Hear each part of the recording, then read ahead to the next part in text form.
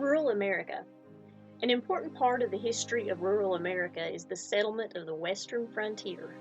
When we talk about the West, because the West was such a land of diversity, so big, it depends on which West you're talking about.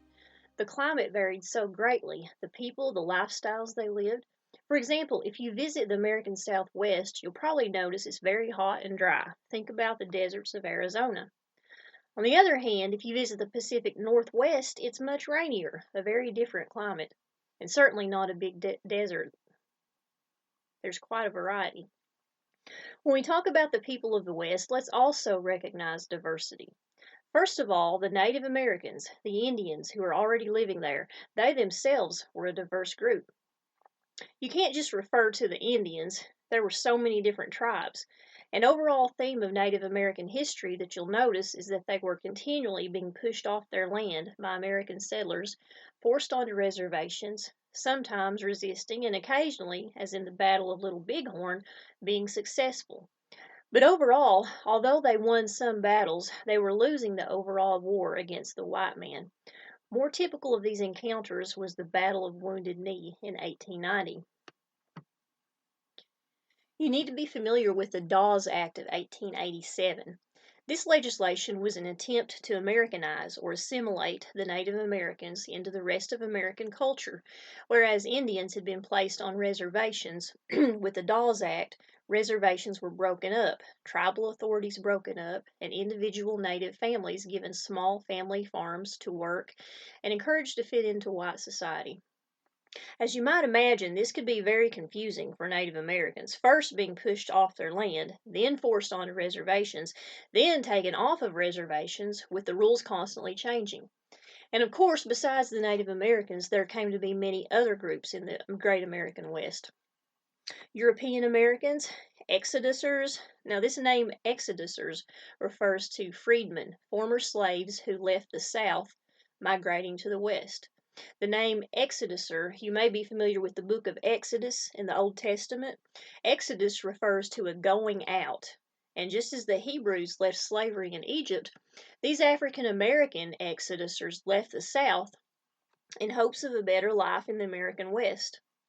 Hispanics also played a great role in the American West, and also Asians, particularly along the West Coast in parts of California, like San Francisco, for example. Let's consider different lifestyles that these groups of people were living in the West. First of all, we have to talk about farming, which was a very common occupation. The Homestead Act of 1862 allowed Congress to grant homesteads of land to settlers for virtually free if they would promise to live there for a number of years and cultivate the land. Now, this sounded like a very attractive offer. Free land, there for the taking if you'd move there, live there, and cultivate it. But of course, depending on where people settled, it was a better offer in some places than in others. Some land was very well suited for farming, and of course, some parts of the West, it takes many, many acres to provide enough grazing land for a few head of cattle. Also, realize that much of the best land was taken up early on by the railroads who received land grants where they had a much bigger right of way than they actually needed to build a railroad. But they would sell off the adjacent land in order to raise money to fund the railroad. Have you ever heard that rain follows the plow? Probably not. This is an example, an extreme example of propaganda that was going around in the 1800s, telling people how wonderful the great American West was, how great the land was. Now, I don't want to give you the idea that everyone moving west was gullible enough to believe this extreme propaganda, but there was actually a man who wrote about the West, and he proposed a scientific theory. He said that there was scientific evidence that although parts of the West were dry, not that well suited for agriculture, scientists had put their heads together and concluded that rain follows the plow. In other words, if you plow the ground, it will release chemicals into the air, creating clouds, and the rain will come. Basically, if you plow it, the rain will come. Of course, that's ridiculous, and not everyone was gullible enough to fall for such a thing, but that's an extreme example of the kind of propaganda that was very much going around. In addition to farming, there were ranchers. I'm sure you know at least something about the cowboy of the Wild West and the longhorn cattle drives along routes such as the Abilene Trail. You should also be aware of range wars, when farmers and cattle ranchers, sheep herders, came into conflict over land use. This was complicated by the invention of barbed wire fences to keep, say, your neighbor's cattle off of your land. This could lead to tension, and this did spark some range wars. There were also the miners, the most famous example being the 49ers from the gold rush of 1849. Of course, this is before the period of this class, but very much typical of many gold rushes later on. There's also the building of the Transcontinental Railroad, Chinatowns, the Mormon migration. We could go on and on about stories of different lifestyles settling the western frontier. But before moving on, let's think about the idea of the wild and free West. The Wild West. How wild was it really? If you watch the cowboy movies, you'll see plenty of gunfights and barroom brawls, and of course, there was some truth to this. There was violence in the Wild West. But the fact is, it wasn't really as wild as you might think from watching the movies. Think about it. If you were making a movie today about the present, would you pick some exciting events to cover? You want to sell it, right? A study was done comparing the murder rate in present day Lexington, Kentucky, to a Wild West town of this period, and actually found that the murder rate per capita was higher in present day Lexington, Kentucky. So there were limits to how wild it was. We think of the West as a land of rugged individualism, and there is some truth to that, but also keep in mind that community was very important. In a sense, people needed to be self reliant, but they also had to depend on one another. Besides settling the West, another important part of the story of rural America is that of populism, of the populist movement of the 1890s. First, some background information. Before this period, there had been organizations for American farmers.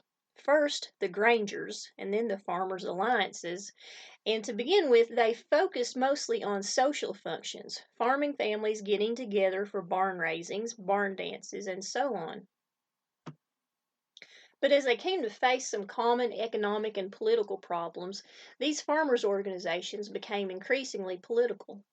Hard times came, their crops were selling for very low prices, and to make matters even worse, when they had to use the railroad to get their crops to market, the railroads were charging high rates. It didn't help matters that they were offering rebates to the big customers who could most afford the high rates. They were going into debt, borrowing money from banks with high interest rates that they weren't able to repay. These types of issues led to farmers banding together across rural America. In 1890, they formed their own political party, the People's Party. They issued the Ocala Platform, which set forth the issues that they stood for and campaigned on. And basically, there were three areas of this platform: finance, politics, and transportation. First, let's talk about the suggestions populists had in the area of finance. The single most important issue to populists was that of free silver. Under the current gold standard, all paper money had to be backed by gold. Paper money in itself isn't worth anything. There's no intrinsic value. Gold has real worth, and most people would agree that silver has real worth too. But at this time, no money was based on silver. The populists argued that there should be free coinage of silver, that money should be backed by silver. This would cause inflation. Now, you might be thinking, wait a minute, inflation is a bad thing. We get upset when prices go up. Put yourself in the shoes of these farmers, though. They're trying to sell crops, they're selling for very little. They see inflation as a good thing. If they can make more for their crops, they'll be in a better position to pay off their own debts. So the populists were in favor of free silver. They also had the sub-treasury plan.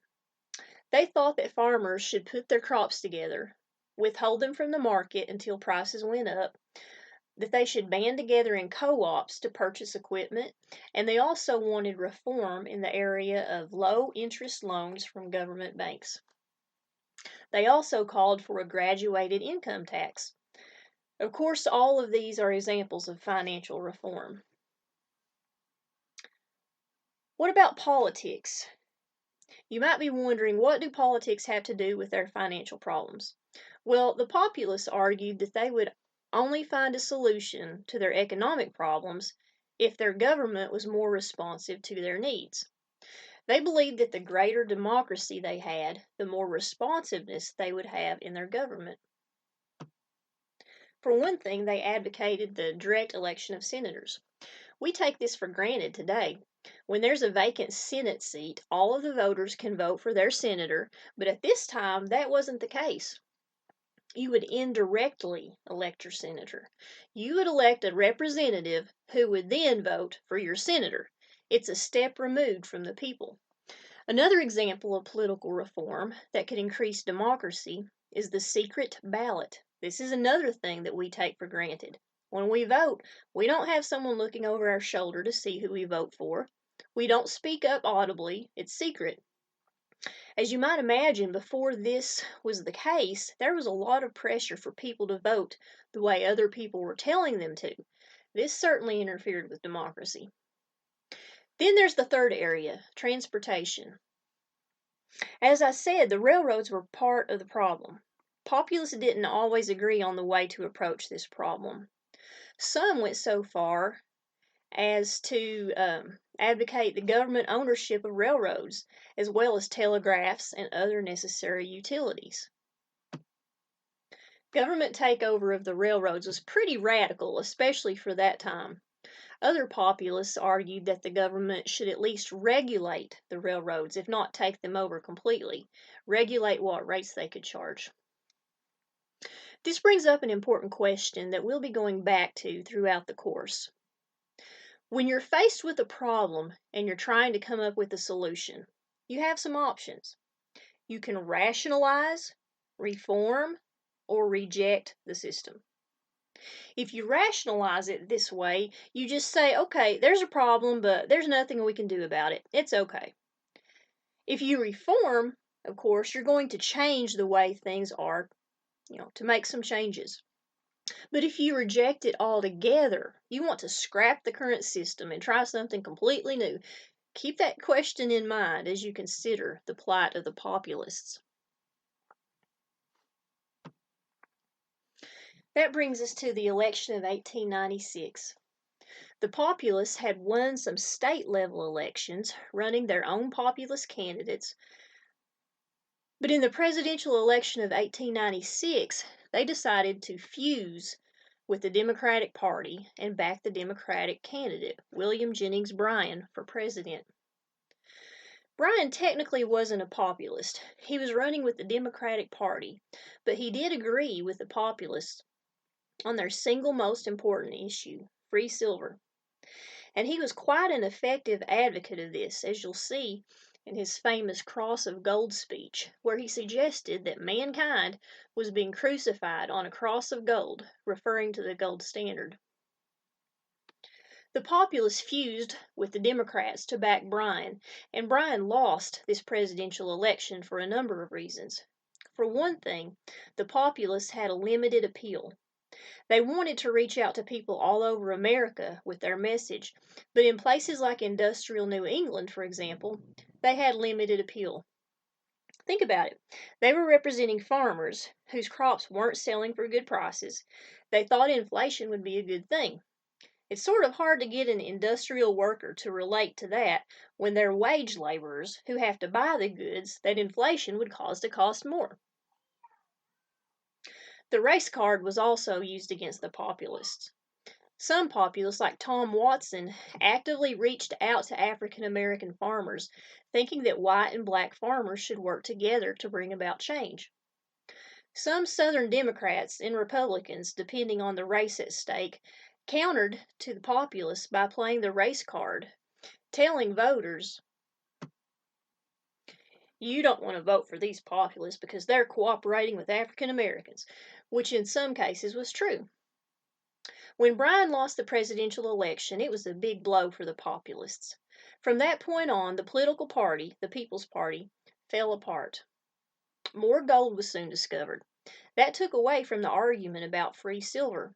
And if you just consider that, it seems like populism was a huge failure.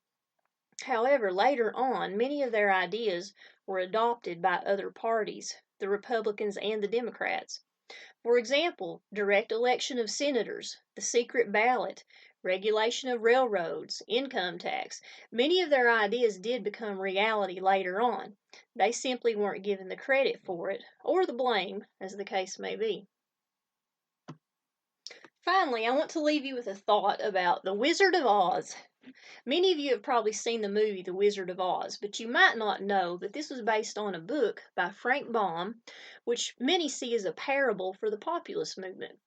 And you can do some research on the internet if you're interested in finding out more about this.